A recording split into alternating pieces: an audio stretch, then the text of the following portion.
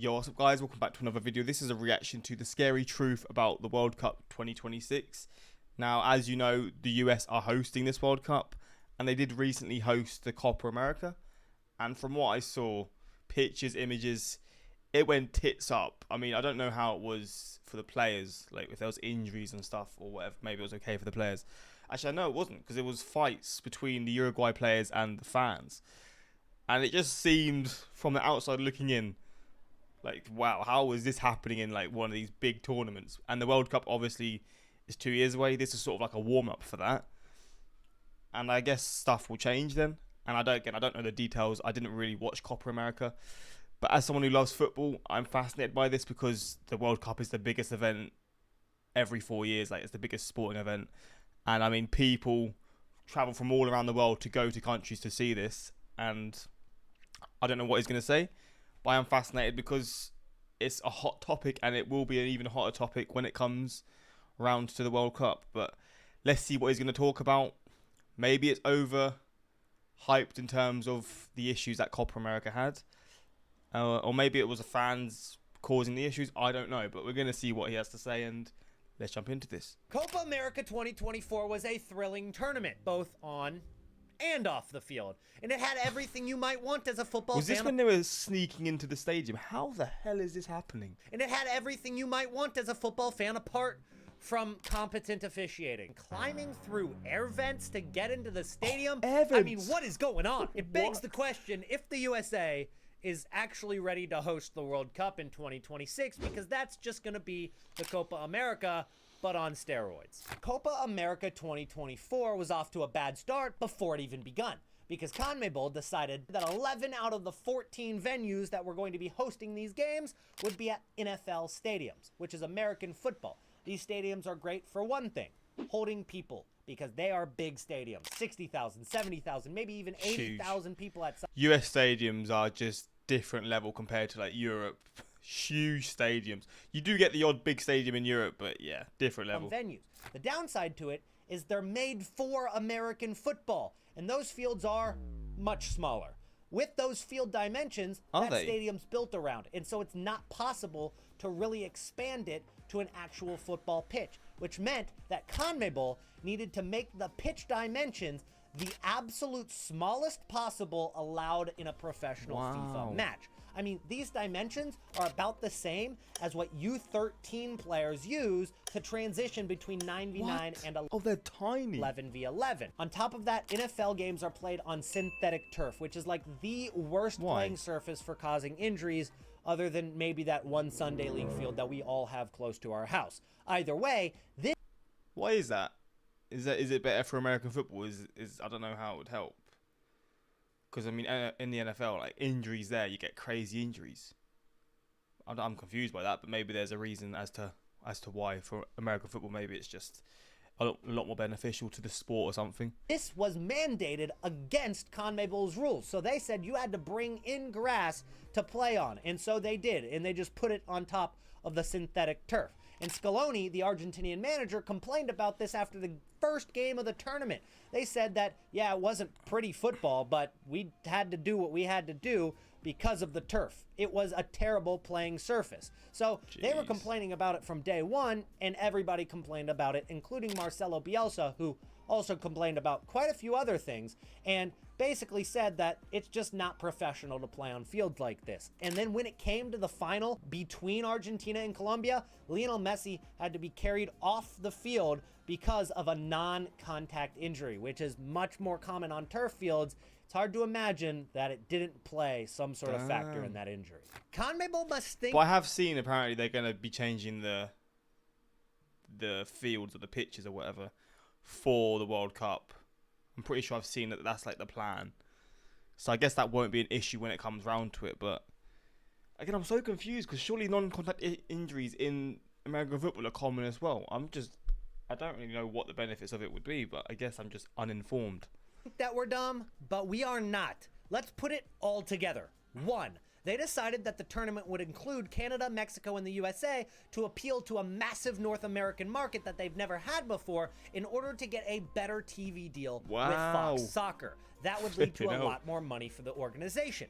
Then, number 2, they decided that the USA was going to host these matches so that they could appeal to a very diverse population in the states, especially in the cities that were selected are very Latino and Hispanic based, which means that no matter who made it farther in the tournament, they'd be able to sell tickets no matter what. 3, they chose stadiums that did not have any regard for the safety of the players or the integrity of the sport itself. They were too small, yet they were massive stadiums that could sell more tickets. So is it really that far-fetched if us as a consumer were to say that maybe they also skimped out on security to save a few more extra bucks? So it's not really the US's fault then. It's more the organisers.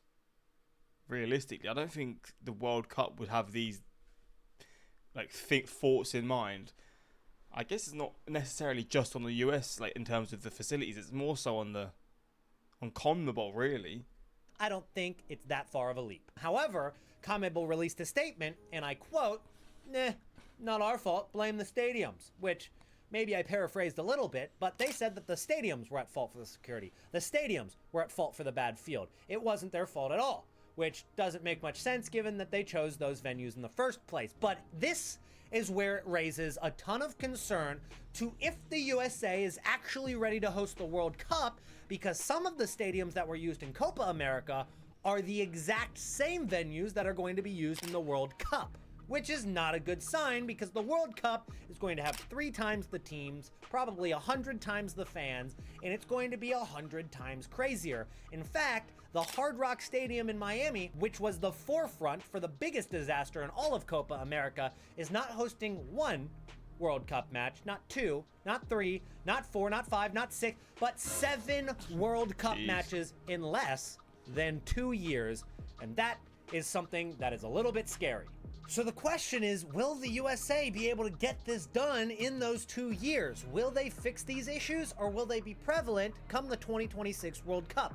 And the answer is probably. They probably will fix these issues because FIFA, and I never ever thought that I'd see the day where I'm saying something positive about this organization, but FIFA is much more strict and professional about the rules they put in place for the games that are going to be taking place in the World Cup, in comparison especially to CONMEBOL and their Copa America. Their standards are so much higher, which means that all 11 venues that have been chosen specifically for the USA and look at the sizes. Yeah, this is going to be the most viewed World Cup. I mean, there's 48 teams in this World Cup, I think. These stadiums, other than this BMO Field one and the one in Guadalajara, they're all over 50,000. They are big stadiums. the 2026 World Cup are going to have to follow these strict regulations, one of which is that the playing surface needs to be a very specific type of grass, and they're not going to budge on that. The second is that the fields must all be the same size and the exact same as what we've seen in the previous few World Cups, and that's going to be about 20% bigger than what we saw in Copa America. God damn, those pitches were tiny in the Copa America. What? 2024, which obviously the NFL stadiums just can't handle. Coincidentally, FIFA have chosen 11 NFL stadiums to host these games.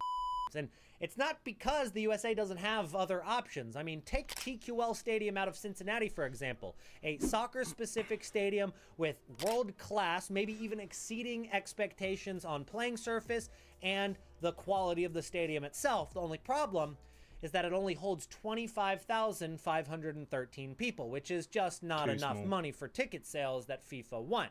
But FIFA are still not going to budge, which means that for these stadiums to be regulation, they have to undergo some extreme renovations, which are already planned, and some are already kind of underway. Let's take Arlington, Texas, for example, and AT&T Stadium.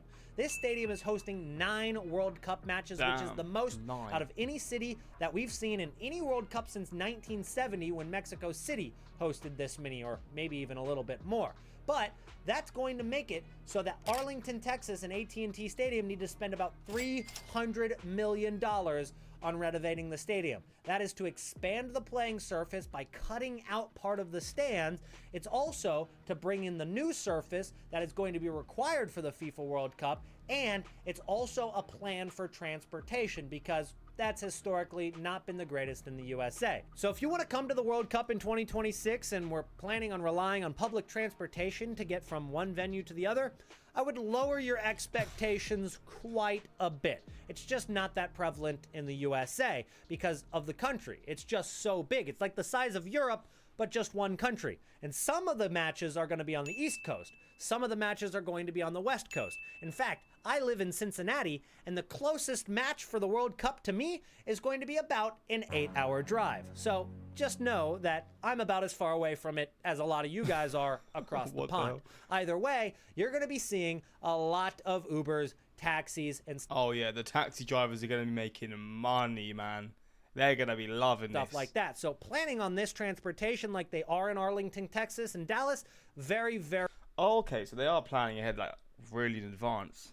That's pretty cool. I mean, I guess they're having to take a big check out of their own balance, but I guess they're knowing that they're going to make so much money from it, then it's worth it. Very good. But take a look at MetLife Stadium. For example, this is the stadium that is going to be hosting the final of the World Cup.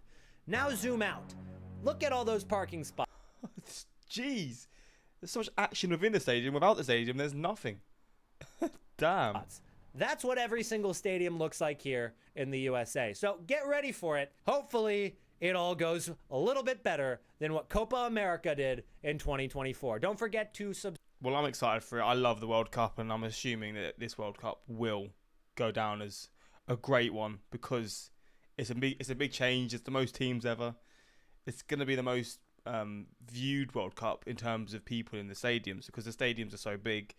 And again, there's more games being played, so it's just perfect for that. But yeah, just what I saw with the Copa America, I was just thinking, damn, this is looking a bit rough. But 2 years away, hopefully it will be sorted by then. And I guess it's just a waiting game now. But yeah, let me know your thoughts. Let me know if you're excited for the World Cup, if you're planning to go to any games.